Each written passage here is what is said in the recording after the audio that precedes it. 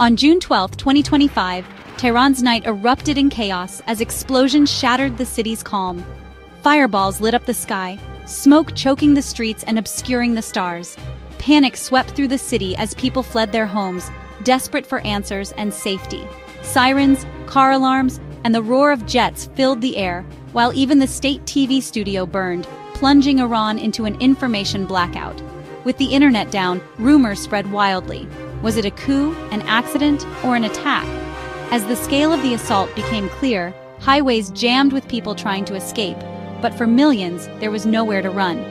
The strikes hit not just military sites, but urban targets, shattering any sense of security. The psychological impact was immediate and immense.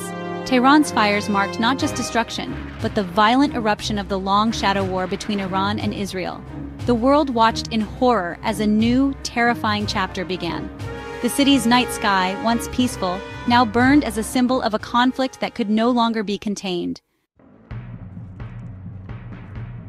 Israel swiftly claimed responsibility for Operation Daybreak, calling it a preemptive strike against an existential threat.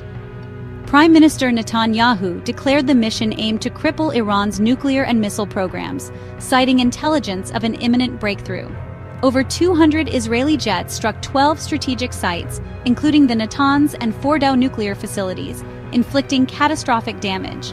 The operation also targeted Iran's military leadership, killing top generals and nuclear scientists to disrupt command and control.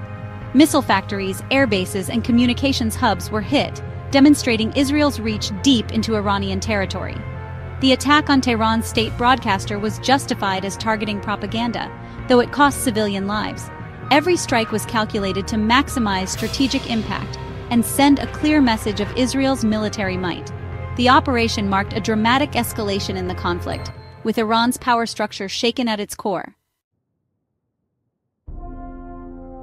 The Israeli strikes left over 220 Iranians dead, including children and devastated neighborhoods. Collateral damage blurred the line between military and civilian targets, deepening the tragedy.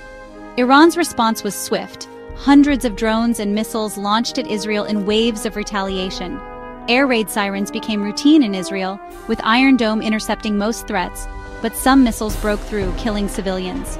Both nations' civilians lived in constant fear, as the violence escalated beyond previous conflicts. Israel declared a state of emergency, closing schools and airports, while Iran suspended flights from Tehran. The region plunged into its worst crisis in years, with destruction and casualties surpassing even the 2023 Gaza war. What began as a strategic operation spiraled into a brutal conflict, with ordinary people paying the highest price. The shadow war had become an open, devastating confrontation. The world watched in alarm as the conflict escalated. The U.S., informed but uninvolved militarily, called for restraint and sought urgent talks with Iran, hoping for a ceasefire. G7 leaders echoed the call for peace, but the Pentagon moved to protect American interests, withdrawing diplomats and repositioning forces. The sixth round of U.S.-Iran nuclear talks was indefinitely postponed, with diplomatic progress erased by the violence. Tehran remained tense, its people living in fear and uncertainty. The conflict marked a turning point for the Middle East, shattering old paradigms and creating a dangerous new reality. Whether diplomacy can pull the region back from the brink remains uncertain. But the events of June 2025 have redrawn the map of conflict, with aftershocks that will echo for years.